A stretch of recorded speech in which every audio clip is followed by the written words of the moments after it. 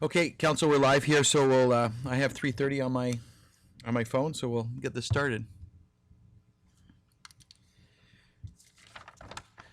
Wish to welcome and call to order the regular meeting of Council on Tuesday the 14th at 3:30 p.m. Council would like to acknowledge the Ucluelet First Nation on whose traditional territories the District of Ucluelet operates. Notice a video recording and video conference call. Audience members and delegates are advised that this proceeding is being video recorded and broadcast on YouTube. Delegates and meeting participants are also advised that this meeting is being conducted via Zoom, which may store data on foreign servers. Are there any additions to the agenda? Seeing or hearing none, no additions. Looking for approval of the agenda? Moved by Councillor Hoare, second by Councillor McEwen. All in favor? Opposed? Carried. Thank you. Okay, then we got through our first one there. I can see you all. Thank you. Adoption of the minutes from February the 18th. Adopted by Councillor McEwen, second by Councillor Cole. Any errors or omissions? Hearing and seeing none. All in favor? Opposed? Carried. Thank you. March 12th, special minutes. Looking for adoption. Councillor McEwen, second by Councillor Kemps. Any errors or omissions? Seeing and hearing none. All in favor? Opposed? Carried. Thank you. In March 17th, regular minutes. Looking for adoption. Councillor Hoare, second by Councillor McEwen. Any errors or omissions? And there are errors and omissions. Okay, Councillor McEwen, go ahead. Yes, on page 19, under my meetings that I attended, the March 12th one was not a Wild Pacific Trail budget meeting. It was the District of Ucluelet budget meeting. Okay, thank you. Anything else? Councillor Hoare? Councillor McEwen, ahead. did you have another one? I just was wondering about one of the ones under Councillor Cole's, the March 3rd one. It just says Tofino Ucluelet AGM, and I wasn't sure what that was.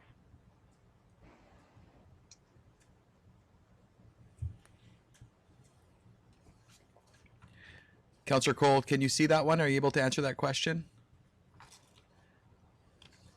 That would be Tourism Ucluelet. Okay. Okay, thank you. Sorry, 1 second. I was trying to scroll and unmute and everything all at the same time.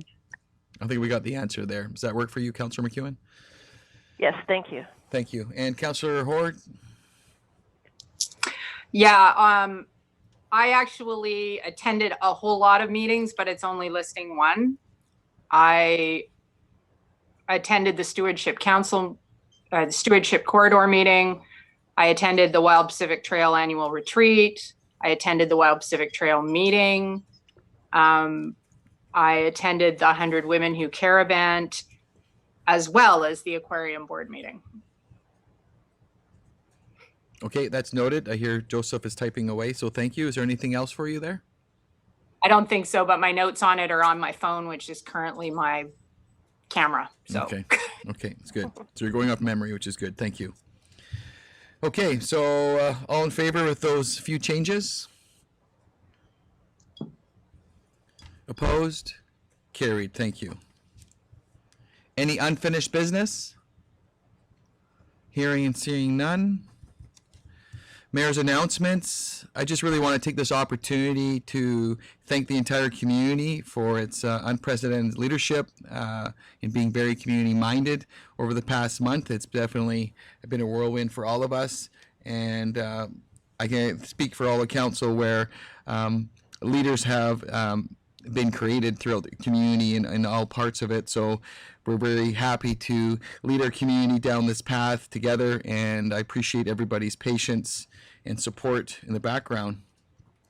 I've also found that our Regional relationships have been strengthened during this time of uncertainty, which is really something that I'm quite proud of, as well as the business community that's out there that have been adhering and following a lot of the strong recommendations from our, our Prime Minister, Premier, as well as municipal leaders.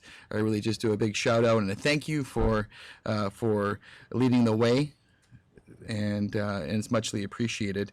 And again, that group that are staying at home, that don't have essential work and doing your part, being at home and entertaining your family, and that's probably the toughest job at all. And just want to extend a thank you once again to all those people that are at home. No public input today. We have a correspondence. We have 2 correspondence items. First is 9.1, COVID-19 testing needed for first responders. Did anybody want to make any comments regarding that one?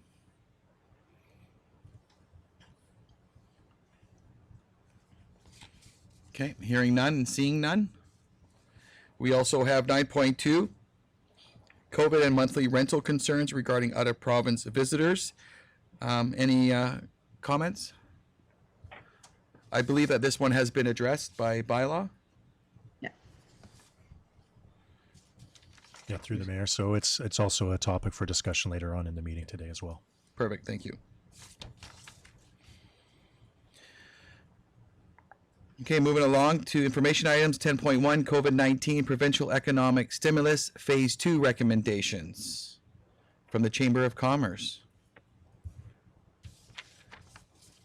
I just want to do thank you to the Chamber of Commerce for this letter. I think you checked off many points that you're hearing, and I know that Councillor Kemps, you're wearing your 2 hats, but I just want to extend our thank you for your leadership and really being that person that everyone in the community has been leaning on, and your organization has really taken an unprecedented leadership role in what you guys are doing, not just for our community, but for the entire West Coast. So thank you, and I look forward to hearing the response that you get from the province. Hearing no other comments, okay. Committee reports. I don't know how active they are, but we'll get into that here. Councillor McEwen? Nothing to report. Okay, thank you. Councillor Kemps? I just want to touch on, it's not necessarily committee reports. However, I think it's relevant to just delve into a couple of the things that I'm working on right now. I've been having weekly VICEDA calls, which is Vancouver Island Coastal Economic Development Association.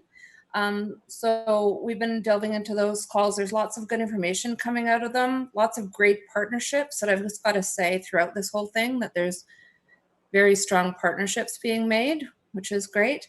I'm working on with Victoria a Think Local First. I believe Mr. Boyson was talking about this a few weeks ago about a gift certificate campaign. So I'm working with Victoria on that. So I will delve in a little bit more in another week while I get more information.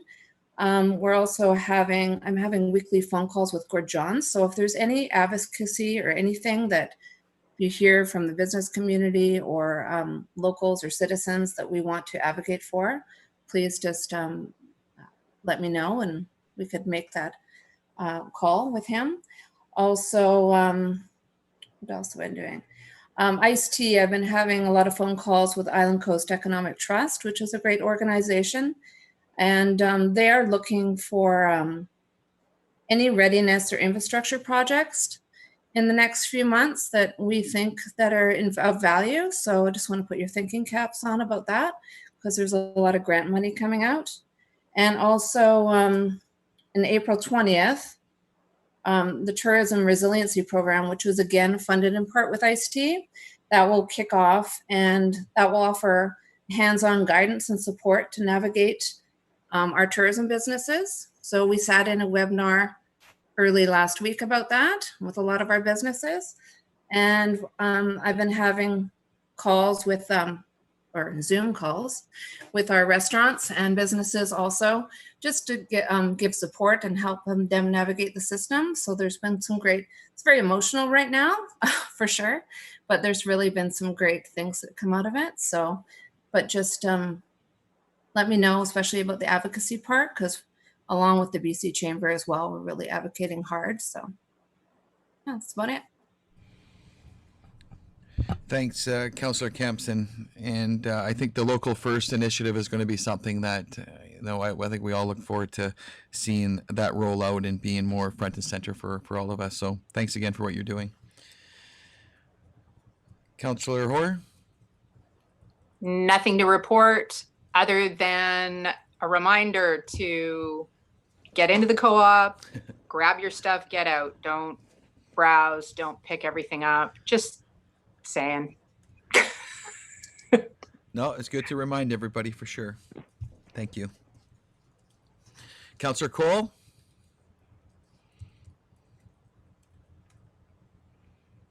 Hi there. I still seem to have as many meetings, but this Zoom thing is something I should be better at by now, considering that they've all gone that way, including the Coastal Family Resource Coalition. Things like the harm reduction meeting and the joint West Coast Resources. All these meetings are all still taking place. I have added to that the twice a week, Tuesday and Fridays, ACRD EOC update meeting in the mornings. For example, this morning, a couple of takeaways from there to report. Banfield is mentioned that they are very impressed at some of the signage that we've had going on, and they want to bring some of that stuff to their area and have that in place sooner than later.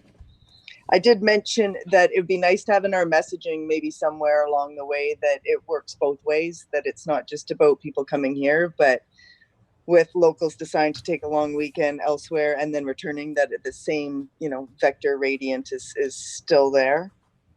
And that I think something I was going to bring up today that came up there on the topic there this morning was that anything that we would have wanted to put in place for this weekend, but didn't, depending on how the next couple of weeks go, May long weekend is going to creep up on us super fast. So that's sort of Josie's words from the great one, boat skating to where the puck's going to be. I think we need to kind of keep our eye on that prize. That's it. Oh, I also have nightly meetings with all of the leadership for BC Ambulance Service in the province. So I do have my finger on the pulse of where we're at healthcare wise from emergency perspective. That's it. Yeah, thanks, Councillor Cole.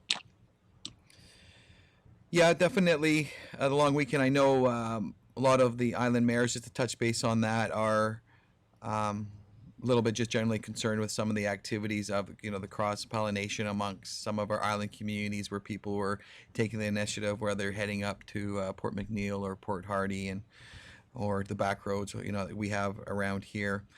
So definitely, I think that you're going to see a little bit that ramping up a bit more over the next coming weeks with some support from the province is what we're hoping to see. I think for myself, again, I'll just things outside of committee reports. It's been very active, just trying to really be. I think I'm happy the way that all of us have been working with our staff and our bi-weekly meetings there. And between the next Tuesday, we'll end up having an update, I believe, from Mr. Boyson again. And I think that is gives us some reassurance in knowing what's happening at the administrative level in the district. As you all know, I'm really just trying to encouraging the public to sign up to Yuki Mail, so they're not following us individually. That if you wanted accurate information coming from the district, that the Yuki Mail is the first line of getting accurate information.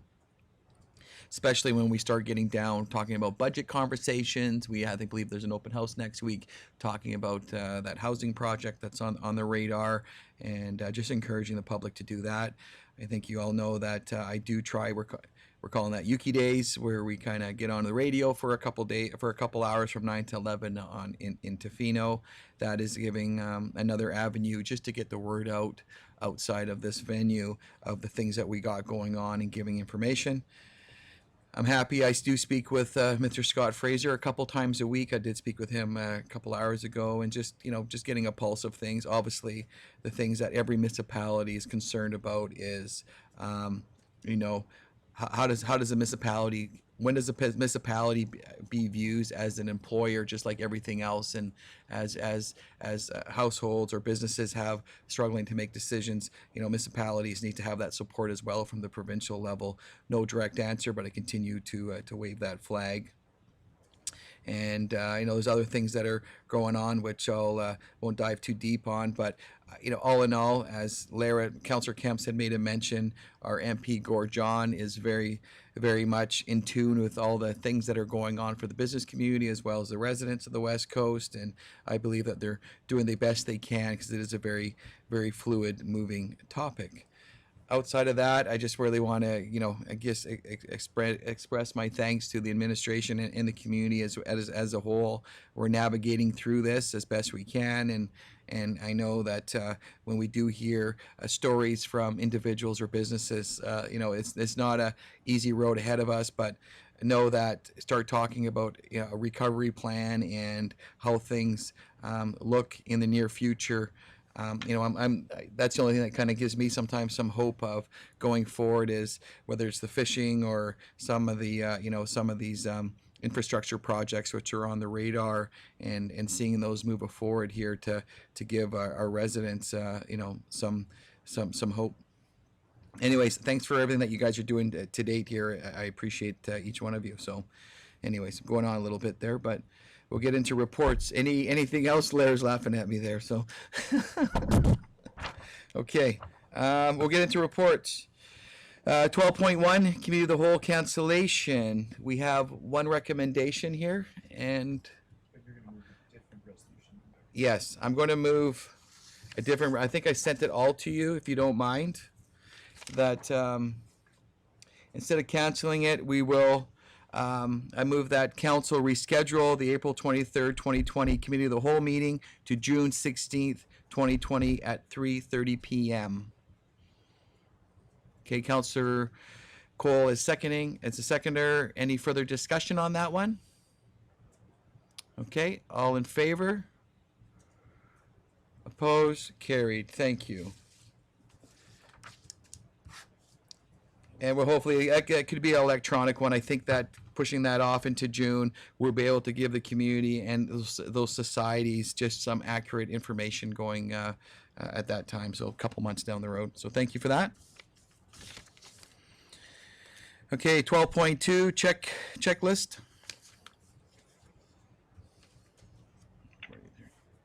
Any questions from any of the councillors regarding the check run? Okay, hearing and seeing none. Resolution tracker, March 2020. Councillor Cole? Can I just ask about the official community plan, the OCP?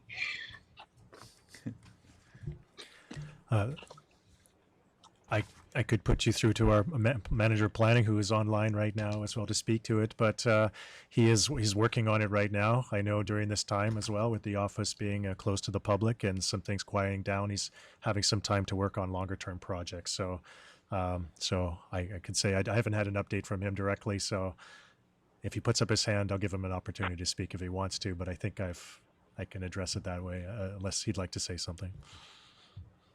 He'd like to say something. Go ahead, Mr. Gregg. I was just briefly going to note, in the last couple of weeks, actually some of the focus on bylaw has been a bit in the forefront. So we are making some headway, definitely, but we're balancing all the other things that are going on. But we do hope to, things are settling down a little bit, maybe, knock on wood. So we're hoping to make some real progress and get that back to council to have something positive to focus on in the very near future. Okay, does that work for you, Councillor Cole? Okay. Any other questions? Okay, hearing none.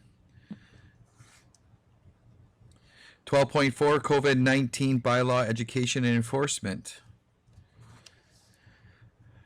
I think, Mr. Gregg, you're probably going to speak to this one. Certainly, I can speak to it a bit. Briefly, I'd say, well, maybe I'll just start with a little, just very brief overview or sort of recap of what our bylaw officer saw on the weekend. And, overall, I think the way he sort of termed it is that things were probably a little quieter, not as bad as we'd maybe feared in town. That mostly there, initially there was some flurry of activity, but things seemed to settle down more or less pretty quiet. There definitely were complaints and concerns expressed about short-term rentals having guests and visitors from out of town. Some of them turning to longer-term stays, whether those are new people being brought in from afar for longer terms or locals. There's kind of a mix of stuff out there. So a lot of just kind of confusion of what are the rules. The usual sort of beach fires and some open alcohol and gatherings, which you would expect, none of those should be happening now. So there was some response to a few of those happening over the weekend. As well, questions about out of town second homeowners returning or coming out to work on their place because they don't have guests in there right now and that sort of thing. There's a bit of that happening.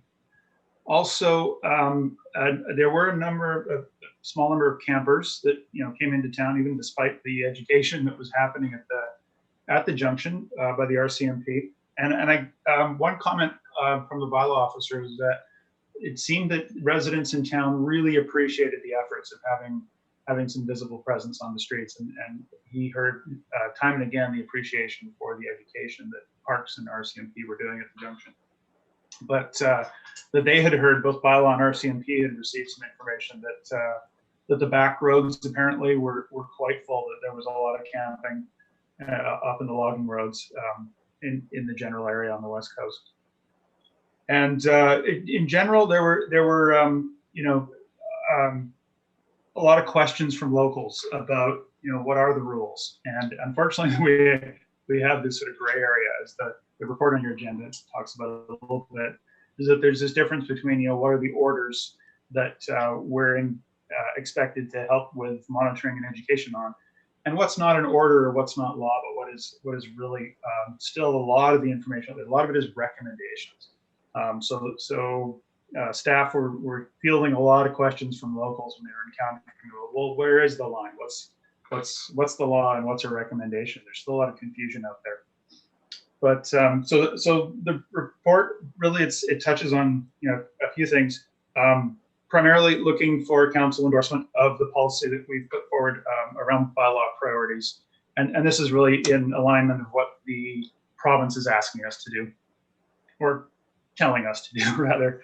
And then this is a bit of a discussion there about whether council may wish to discuss, because we had some questions around what are the other options if education isn't really keeping people from doing the right thing. Well, then what are the other options? So it does discuss a bit of asking the province to use its powers to, if there is interest in having further steps around, particularly limiting the movement of people in and out of the area.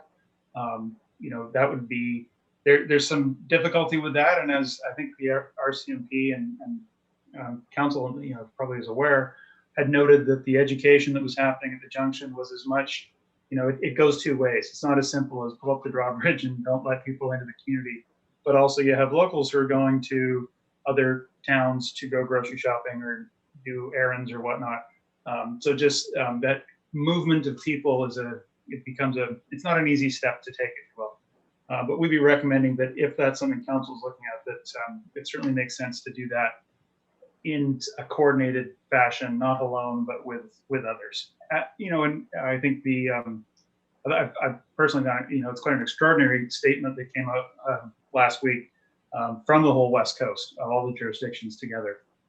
That whether I imagine that is being heard at the provincial level, but whether council wish to pursue something further, more direct, that's something probably best not done in isolation, but done together.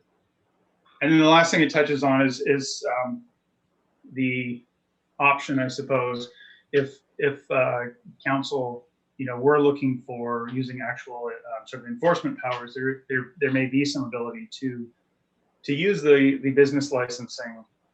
This is specific to accommodation. not to other, movement of people or whatnot. Because currently there is no, I should clarify, there's no order that limits the movement of people within the province. That there's definitely strong statements and recommendations, but no law or order that says people can or cannot travel.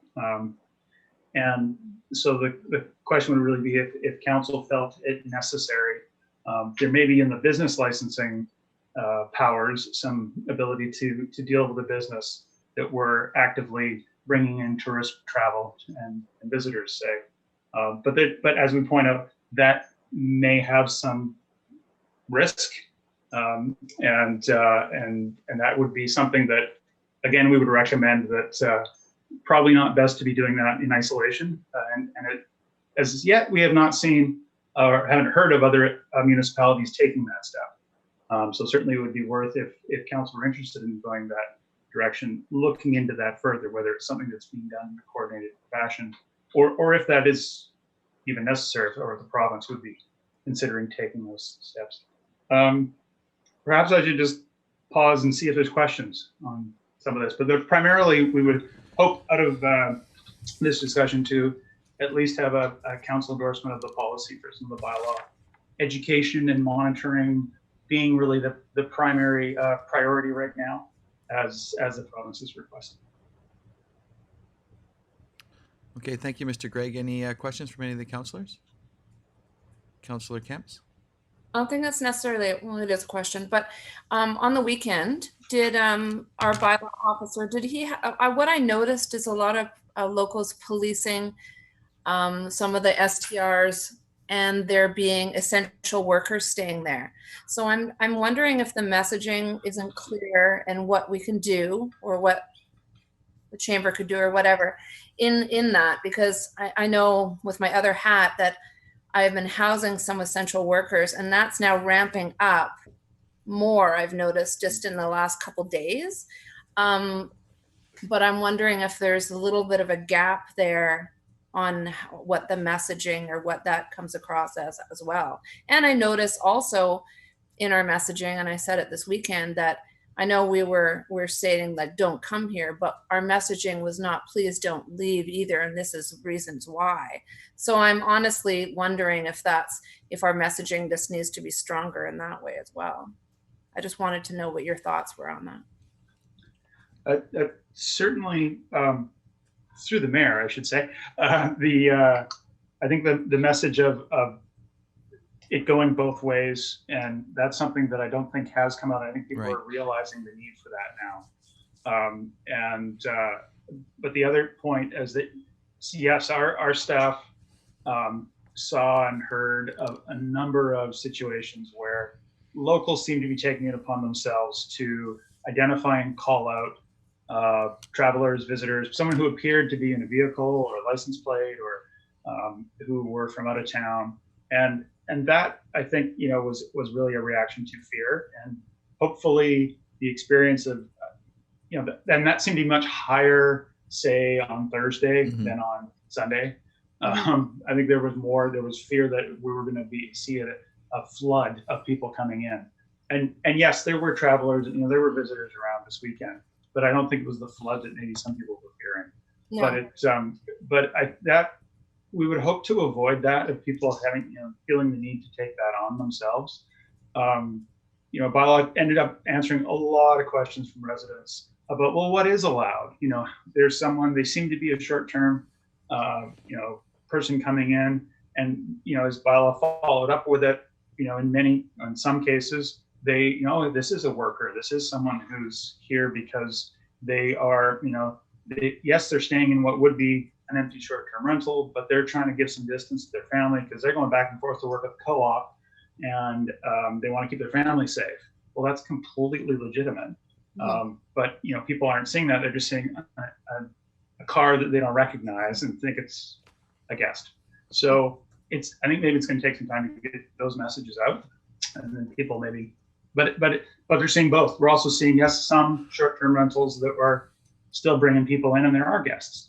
So it's no one size fits all. Yeah, but and I agree with that. I don't honestly, I like, is some locals were getting that message in not a nice way. So big with locals policing people that they thought were people coming into town, which, and I see that if we go into the May long weekend like that, and our emotions even heightened even more because we've been doing this for how many months now, that I'm like, how is our message? How can we be clear what the province expects, what we can do, just to be very clear and help our residents, right? That's a statement, I think. Is that what that was? I know. I'm just like, how can we? I think our messaging just needs to be clear. And I think, just like, but and I was a little bit surprised. And Councillor Cole, I see you got your hand up, so you're going to be next there. I was a little bit surprised going out to the junction there and talking to Mancini and the rest of the, and the amount of people that were coming back from, and I think that's the messaging. I think we're getting it out there, much like everything else. So we'll continue that messaging, but also the message of those people that are housing some of the essential workers, construction and et cetera, that are in, and they have a strong COVID-19 plan, and they have a strong, COVID community transmission plan, understanding the environment they're living in. And just in letting them know, whether it's through yourself at the chamber had, or the Denise at the TU had, is if you are, just make sure you just send bylaw just an email saying, hey, this is what we're up to, who's we got, again, because that in itself seems to lessen the uncertainty of who's there. And we've all been hearing it, and I know that by talking to bylaw and seeing the one pager that he hands out seems to work. The education part seems to work, and notifying bylaw with your activity seems to also assist with any kind of uncertainties. Did you have something else there, Lara? Not yet, no. Councillor Cole?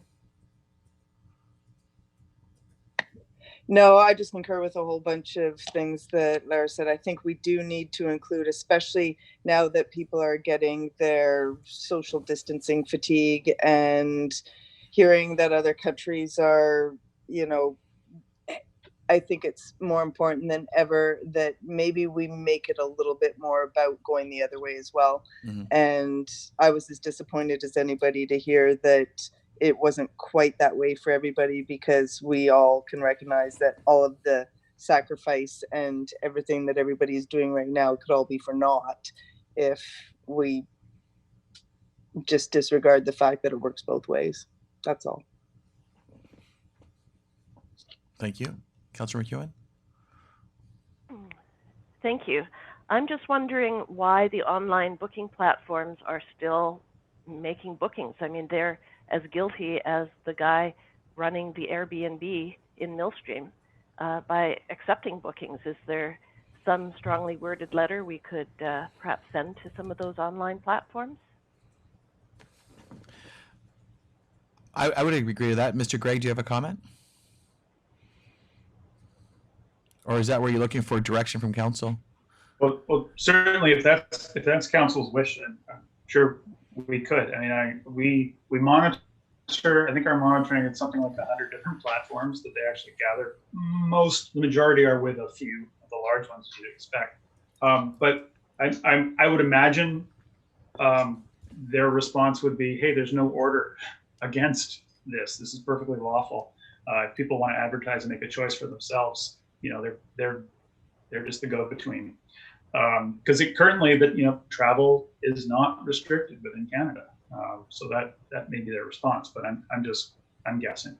But certainly, that may be worth pursuing, and it might assist in sort of tamping down some of the individuals who seem to still be using some of that. And we also are seeing most of the listings have been taken down or been blocked off. How we don't know when they may start popping back up, or whether we see still other ways. I guess they're finding guests, and guests are coming in. Councillor Cole? I also don't know. I mean, I guess we don't have any teeth for but there's a big difference between somebody, a healthcare worker, or somebody working at the co-op, or somebody who is trying to minimize the risk on their family, to go and self-isolate and stay away from, you know, their home and their loved ones, as opposed to workers who are coming and going out of town as vectors to do a job, essential or not. I feel that that is a whole different category all itself, and I'm pretty sure we don't have any, like I said, any teeth or anything on that. That it is what it is. Claire? Yeah, it's a provincial. I mean, that those are essential workers still. There's lots of people calling me, like there's businesses that are essential that are coming up to working a few days and looking for accommodation. So I mean, that goes to the booking platforms as well. It's still, they're still essential, and it's up to the person or the individual to block them off, right? So. But I think, what you're saying is, I think we would all like to see a little bit of clarity from the province sometimes, because we've all been saying for the last 4 weeks, that's why we're a little bit tired here. The fact is, we're the front lines here, the municipality level, and having that clear mandate. When you listen to Dr. Henry or Adrian Dix and they talk about it, they say one thing, and then there's this, now you're allowed to have your own definition of what's being said. So we just saw it this weekend, where as simple as people coming on still allowed on BC ferries coming to the island. I think for all of us, we're a little bit hypersensitive here on the end of the peninsula here, and there's one highway in, and we're just trying to, we've done a lot of great work, and let's just make sure of that, and just trying to keep this going, and those workers that do come here, understanding the fact is, understanding your environment. I talk to some of these workers and understanding, have clear COVID-19. Think about not just your work site, the community transmission here, and whether you get delivered groceries and just your interactions at night. Because, we all get those calls where, from other residents concerned about activities, and all I can say is just make sure you let bylaw know what you're seeing, and if you are one of those people that are housing workers, that's legal and conforming, just let the bylaw department know, so we can help mitigate any kind of negative comments. Councillor. Through the mayor to Bruce. So when bylaw is looking through the host compliance software, which does he notice that there's a lot of the properties that are still listing as their bookings being open? Are they actually closed? And is it an educational piece that we need to do to say that they need to block off their properties online, on those online platforms? Through the mayor, it appears that the vast majority have taken down their bookings, blocked off the dates. Or the listings I think may appear, but you go to book and there's nothing available in the calendar. They just cleared out their calendars, with very, very few exceptions. Like 99% seem to pull them down. Now that was how long. They may only do it for a couple of weeks, since we get people saying, I see they're still accepting reservations for 2 weeks from now.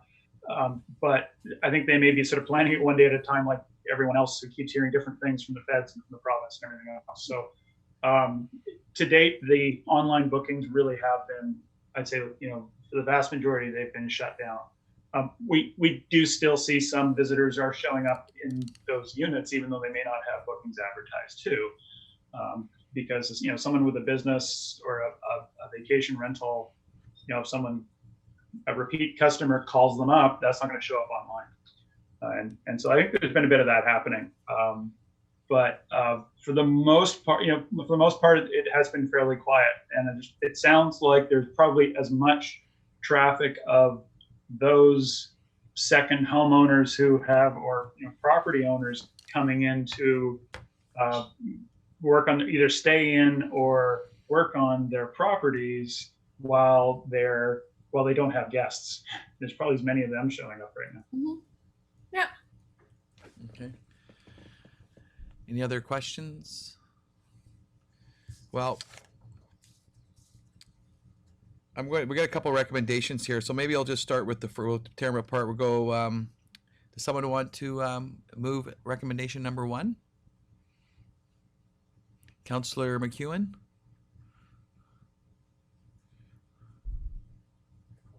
Oh, and you're going to read it out? Does someone want to read it? Oh, okay. If you don't mind. I'll move recommendation 1 that council formally endorse the District of Ucluelet bylaw enforcement priorities during COVID-19 policy. Thank you. Is there a seconder? Councillor Cole, any further discussion? All in favor? Opposed? Carried. Thank you. And the direction one, I'll throw that out there. If you go to page 63, there was a couple other options. I think there was a lot of value that came out of that regional letter that Mr. Gregg was referring to that came out end of last week. Option A, I don't know if there's support of just kind of continuing that trend. And is there some appetite to perhaps give staff that direction right now? Councillor Hoare? There you are. I'm happy to move that recommendation. Okay. That council engage the Heshquit, Howzit, Tloquit, Toquat, and Ucluelet governments, District of Tofino, and Alberni Clayoquot Regional District to discuss a coordinated approach for the West Coast to 1, lobby Island Health and or the government of BC to pass an order restricting tourist and other non-essential travel to the West Coast at this time, and 2, take a consistent approach when exercising legislated local government and or treaty powers to curtail businesses and activities which are not complying with recommendations of the public health officers to stop the spread of COVID-19. Okay, is there a seconder? Councillor Kemps, any further discussion? Okay, all in favor? Opposed? Carried. Thank you. And thank you for that report, Mr. Gregg, and everything that your planning department is doing. And I know that we all give Brent a bunch of high fives because he's the front line, but all the background activities and getting all the documentation in order, we totally appreciate. So thank you again for your work, and we'll keep on being the frontline staff of that. So thank you. Okay, we have 12.5, COVID-19 response and impacts. Mr. Boyson. Oh, okay.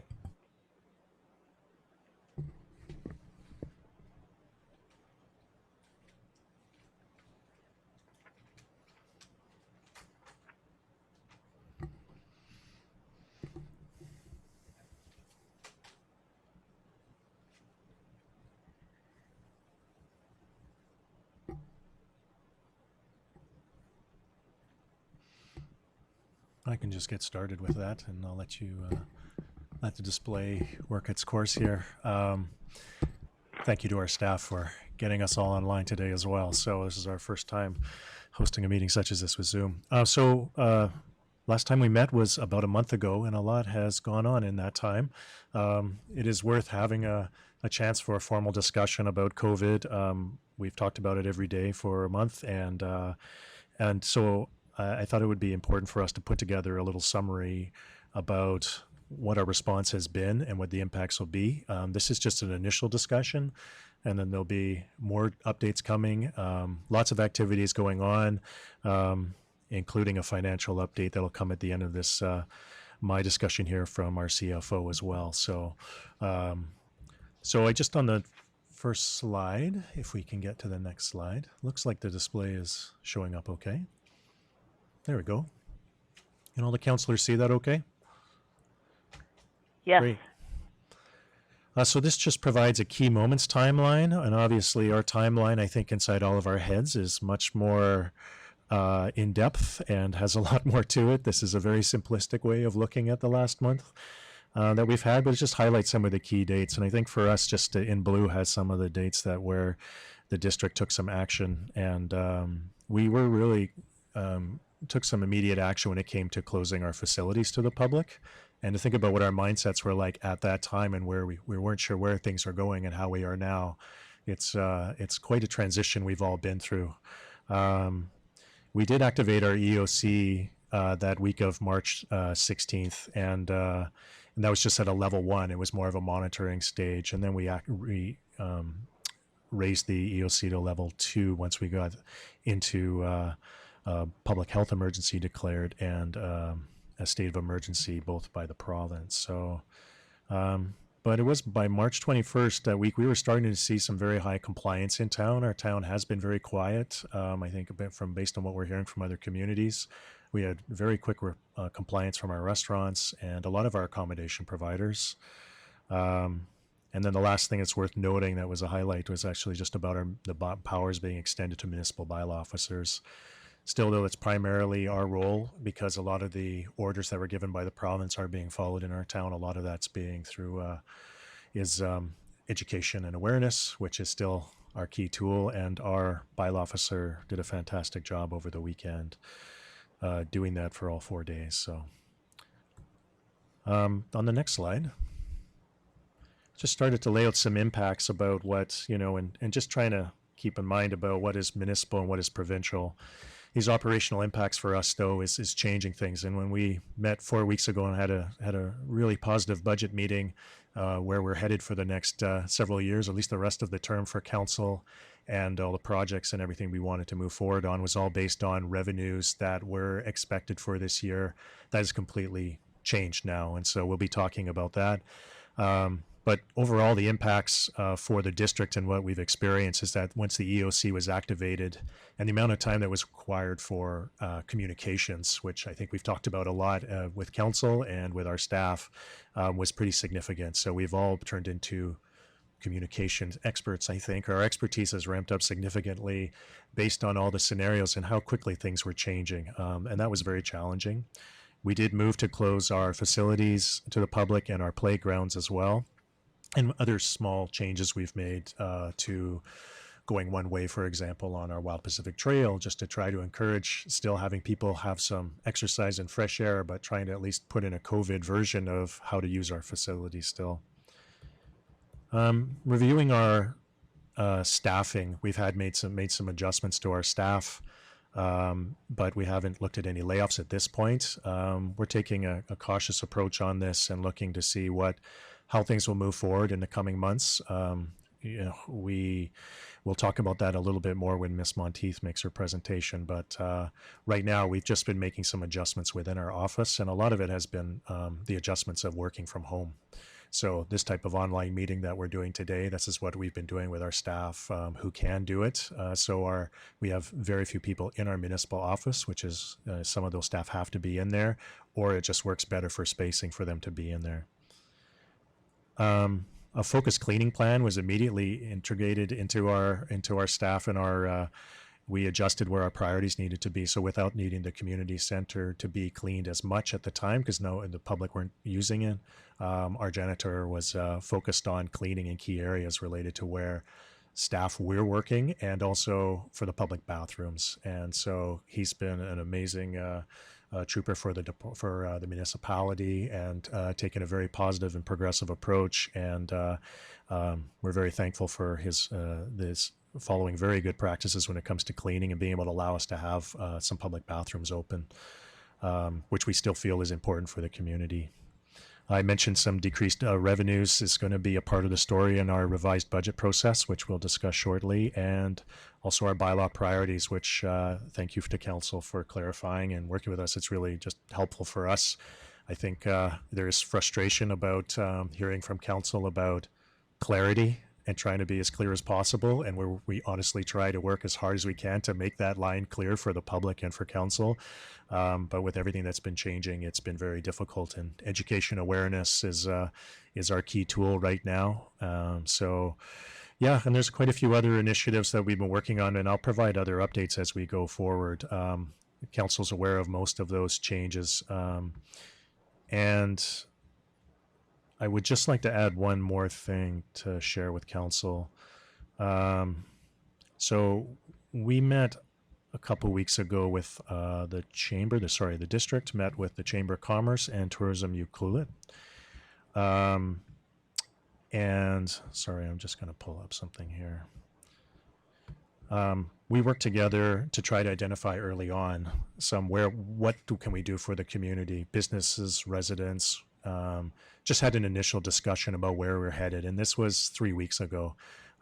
Looking back, I think we realized stuff was changing. The whole scenario was changing very quickly, that we just took a pause, and our individual groups have been working hard and we've stayed in touch, but now it's time for us to sort of pull together and pull together a COVID community response plan, something that we can say, how are we looking for, and pull together all the different information. The mayor's already mentioned about what the chamber has been doing and Lara's work to support our communities, and it's been noted by those communities how valuable that work, by the businesses, how valuable that work has been, and it's something that's I think Ucluelet's very lucky to have and fortunate to have, and all that work along with Tourism Ucluelet is looking forward to see what can they do to help businesses move forward when it comes to a COVID version of tourism operations, because there is going to be a day when everything does start to come back, and what does that look like?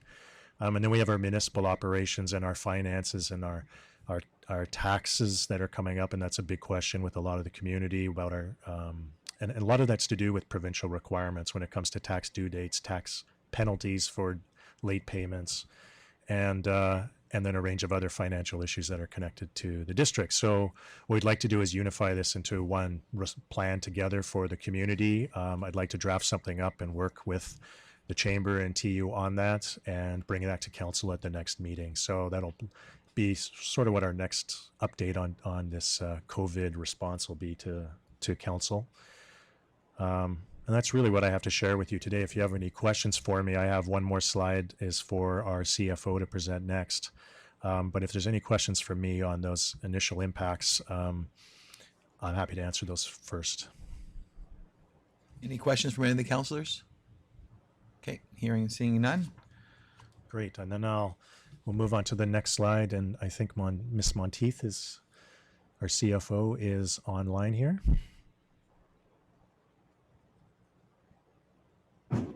Yeah, you're on mute. Am I there?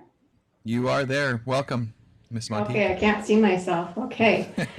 Well, I'm happy to see there's about 15 people watching on YouTube along with us. So I just wanted to just give a little brief history just so that it's on record of what we've done so far. So the district has had a series of open budget meetings starting in December until the end of March. And on March the 12th, we did propose an almost $11 million budget that included a taxation increase of 4%. At that time, approximately 29% of the district's budget was taxation, with the majority of tax dollars to fund operations as opposed to capital projects. But in 2019, that tax burden was actually 36%. So even with the 4%, we were looking at reducing the burden to 29%. And then the balance of our funding comes from various other sources like gas tax and RMI, grants, user fees, Barclay Community Forest, and so on. And as it stands right now, the 5-year financial plan and the taxation bylaws are currently still required to be adopted by May 15th. So the province does need us to hand in something, even though it seems day by day, week by week, times are changing, and it's a little bit unclear what's going to happen with COVID. So we're kind of rolling with it a little bit.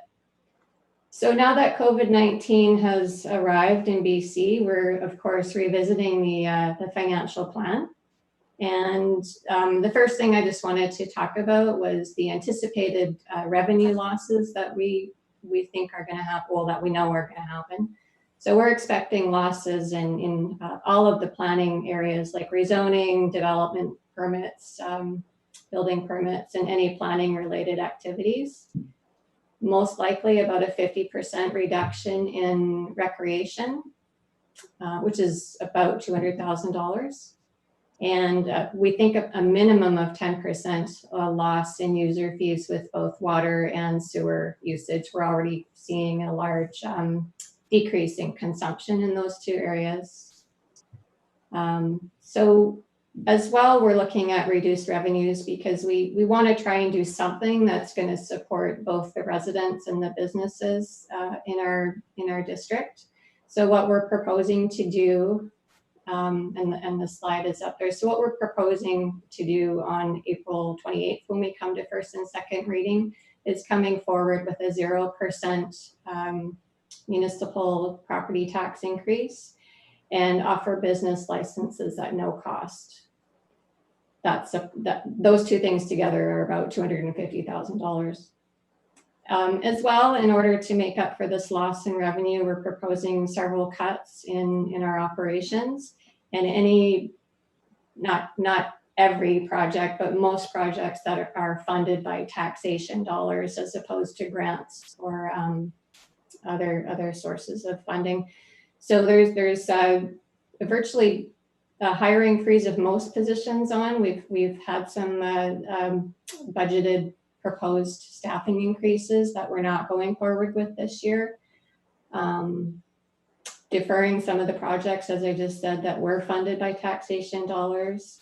A lot of course, the general things like conferences and things like that, those are canceled anyway, so we already have cost savings across the board. As well, all of our managers have really worked quite hard to just buy what they need for essential services and we're buying the needs and not the wants as it stands right now. Multiple reductions in Parks and Rec departments as well. And also, we're not planning to transfer any money into our reserve funds for the fire department, planning, and the Parks General reserves this year, which is a bit of a concern. We were kind of excited to have the original budget included some transfers to our reserve accounts for things like fleet and replacement of fire vehicles when the time comes, and that type of thing when it comes to replace that stuff. The rest of the shortfalls, we plan to use a prior year surplus of no more than $500,000. We only actually have about $1 million or $1.2 million that are surpluses that are not restricted. And if you take a $5 million operating budget, $1 million isn't actually, it's not actually going to get us very far. So I'm a little, I just want to be cautious about what's going to happen in 2021. We don't know what's going to happen next year or how long this thing is going to go on. So I want to make sure that I have some surplus from a prior year left over to use for next year if we need it as well. So we've got those shortfalls coming from there. And then I just want to talk briefly about taxation, because I've had a lot of people ask questions about how taxation works. So municipalities, we collect taxes to fund areas such as fire and emergency, bylaw, planning, parks and trails, recreation, roads, drainage, street lighting, that kind of thing, sidewalks. And we can't really look at reducing taxes. We can bring them to a zero increase, but we can't really look at reducing taxes because we don't really have the cash flow to do it. And we have too many essential services to provide. So that's why I'm not bringing forward a reduction. However, we also collect on behalf of the province of BC and the ACRD. And so those taxes are for police, school, hospitals, library, BC Assessment, and the Municipal Finance Authority. All those bodies tell us what we have to bill every property owner in Ucluelet. And we actually have to pay the majority of those funds by August 1st of every year, whether we've collected the money or not. So essentially we bill out about $5 million in taxes, and we have to pay two other authorities, and we keep 3. I can tell you that the ACRD, it looks like they have adopted their 5-year financial plan, and Ucluelet's requisition, their increase is 13.62% for Ucluelet, and we have no control over what the other authorities get us to charge on property taxes. And we're going to talk a little bit about cash flow when we get to the revenue anticipation bylaw, because that will cover that piece. But I just wanted to kind of explain that piece. The community charter does say that our taxes are due, well, all taxes are due July 2nd. we do want to stick with the July 2nd, or sorry, I want to stick with the July 2nd due date. However, I would like to consider having a different penalty date. I believe here at our municipality, the 5% penalty, the first 5% penalty falls on July 3rd. And I don't think we need to do that. I've called a lot of other municipalities and many of them are keeping the July 2nd due date and just making the interest kick in later in the year. Some are doing August, some are doing September. I'm going to talk to Mr. Boyson a little bit more about that and see what he thinks about that. Moving the due date doesn't really make any difference. If we make the penalty date later, then the due date of July 2nd, it's not really, it's 6 of one, half a dozen of the other, but the people who can pay will pay, and then we'll have the money to forward on to the ACRD in the province. So we can certainly play with the penalty date when that time comes. We already don't charge interest until the end of the year for our utilities bills. So we'll still continue to send out our utilities bills, but certainly residents have some leeway into when they feel they can pay those bills. We're not going to be following up on that anytime soon. And that's been the way it's been for quite a number of years now. So I can't really change that. It's already December 1st for interest on that. So, and then just in conclusion, briefly, we're going to bring for first and second reading April 28th is going to be, what we're trying to do is the vision boards that you saw last year in person for the open house is what we're going to provide for our online meeting on April 28th for the first and second reading. And then those slides will be available online. All of our prior meetings, the videos and the slideshows are already on our website. And there is now and there will be more time for you to give, for the public to give some comments and provide feedback through a proper channel that will go back to council before we do third reading and adoption prior to May 15th.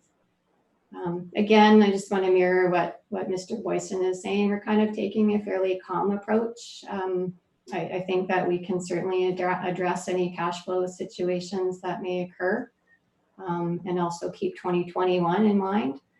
And as well, try and do what we can with our limited resources to help the residents of Ucluelet, keeping in mind that local government at the municipal level, we're kind of at the bottom of the food chain, if you will. So we're not getting any help at the moment. We're not getting any help from the federal or provincial governments in terms of anything that we can pass on to you.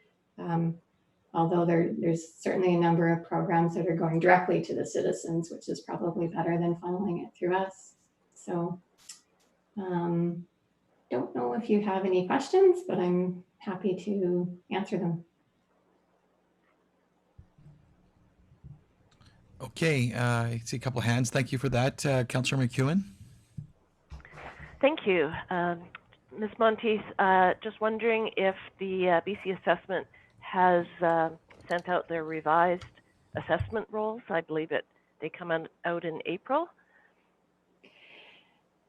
I talked with Ms. Nelson this morning, and I believe it has come in. It came in a few days ago, last week sometime, I believe. However, we're also in the middle of our remote audit. So we haven't had a chance to download it. As well, the deadline for appeals has been extended to the end of June as well. But no, we have not downloaded the revised roll yet, but it did come in last week, I believe. And that could affect revenues. Usually it doesn't affect them too much. It did last year when the BlackRock had a big correction, but I don't think that's going to happen this time. Okay, any other councillors have any other questions? Ms. Monteith, I just really want you checked off all my kind of questions and really thank you. It's great that it's being recorded. You can just do the play-by-play of, the trail of events and I agree with everything that you've done to date, and I appreciate the work that you've put into the first budget and how we're going to navigate through this revised version. So thank you once again for that. Any other comments from councillors? Okay. None. Add one last. Oh, Mr. Boyson. Just one thing to add, and thank you, Ms. Monteith, for that, is that we also have several inquiries into the province as well about funding opportunities, so that we still had some that we were pending some answers on, and so we're hoping to get those, as well as a range of other things from the province, which they've been getting back to us on, and we're hoping to have as much information as we can for the April 28th meeting. And I think you're all aware, I continue to ask that the municipalities be looked at much like any other employer that's available to access certain funds to mitigate the impacts on their employees. Unfortunately, even just 3 hours ago when I asked that again, the province hasn't provided that, any kind of answers or clarity on that. But we'll get through this first budget, and I know that with some kind of the pressure on the province, I see that Vancouver seems to be the first city that publicly has, asking the province to answer these questions regarding, what they're going to do for the municipalities. But I won't get into that too much, other than just saying thank you. And you listed a lot of great points and checklists, and at the end of the day, we are collecting for a lot of people. So you made a comment that ACRD, the increase is 13%. Is that correct? The requisition is, just over 13%, yeah. Okay. I think probably, mostly the transit tax. If I could just Transit clarify, no, project, just to clarify, it's not apples to apples, so that's not equivalent to a 13% tax increase. Is that Right. correct, Ms. Monteith? Just to clarify, correct. it's a Sorry. 13% increase based on what our current collection is from Oh. ACRD. Okay. So Yeah. we could share that. I don't have the number in front of me, but it's it's a version of percentage increase. It's not 13; it'd be much Okay. lower than that. Okay. May I ask Okay. a- Yep. Go ahead. Did someone have something? Yeah, I did. Yeah. Go ahead, Councillor Kemp. Regarding the property taxes through the mayor. So when I was sitting on the, I think it was the BC Chamber and the Vice Cita meeting today also, they are sitting at the table of the Ministry of Affairs and Housing. So property tax questions are just coming up now at that roundtable. So there should be something new coming out early next week regarding property tax deferment and percentages and due dates and so forth. Just FYI. Okay. And through the mayor, we actually have a little piece on our website under the finance section. There is a deferral program. It's run by the province, and a property tax deferral program. It's run by the province, and it used to be administered. You used to be able to apply at our office, and in 2020, it's now being done through the province. So we put a link on our website. You have to qualify to apply for the tax deferral, but there is a process for that. And you never know, maybe they'll relax the rules on the qualifications or the eligibility to be able to apply. Yeah, just Oh, a go ahead. little thing. So it was just updated today, actually. So that's how quick things change regarding that deferment, property tax deferment program. So it's on the government website now, and it's just been updated and relaxed a little bit. Okay, thank you. Okay, is that end of that report, I imagine? Mr. Boyson, anything else? No, that's the end of the update. Perfect. Thank you. Well, thank you for that update. Okay, we're off to legislation. 13.1 Revenue Anticipation Bylaw number 1273 2020.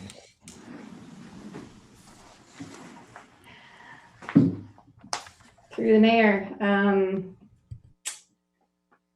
So I talked about cash flow a minute ago and how we bill out $5 million in taxes, and we have to pay almost $2 million by August 1st. So what all the municipalities are doing right now, and what we can do is apply for a revenue anticipation.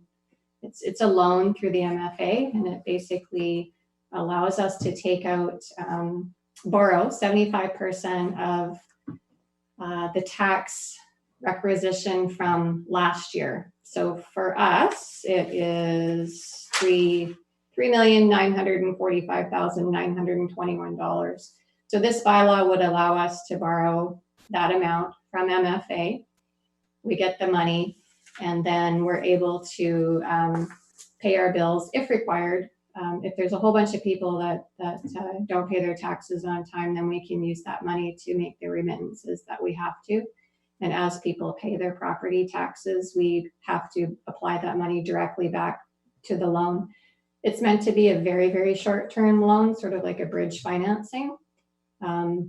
Everyone that I've talked to is applying for this type of loan, and MFA has asked that everybody pass them as soon as possible so that they know how much money they need to have available to loan out to the local governments to make sure that they have their affairs in order as well.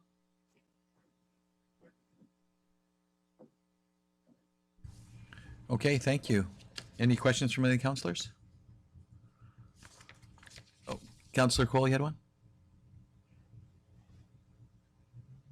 Just out of curiosity, unless I missed it in here somewhere, it's a loan, so there is a interest rate. I'm just curious what kind. Oh, it's prior to $0. You can confirm what the interest rate would be for the shortest term that this would be. Oh, that's a good question. I think it's the rate of the day, but I would have to look it up. It might, well, I don't think it's interest free. I'd have to look it up, honestly. Sorry about that. No, it's okay. I'm just curious because if the Bank of Canada is at 0, and then at what point are they going to accommodate for maybe the fact that maybe we shouldn't be paying interest on something like that? But I'm just saying. Correct. Okay, any other questions from the councillors? Hearing, seeing none, there are 4 recommendations. Does someone want to start?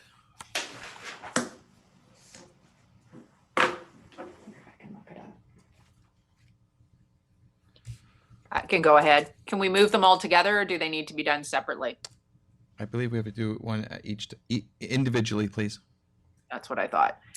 So the District of Ucluelet Revenue Anticipation Bylaw number 1273/2020 be given first reading. Second by Councillor Cole. Any further discussion? All in favor? Opposed? Carried. Thank you. I move that the District of Ucluelet Revenue Anticipation Bylaw number 1273/2020 be given second reading. Seconder, Councillor Cole. Any further discussion? All in favor? Opposed? Carried. Thank you. Move that the District of Ucluelet Revenue Anticipation Bylaw number 1273/2020 be given third reading. Councillor Kemps. Any further discussion? All in favor? Opposed? Carried. And I move that the District of Ucluelet Revenue Anticipation Bylaw number 1273/2020 be adopted. Second by Councillor McEwen. Any further discussion? All in favor? Opposed? Carried. Thank you.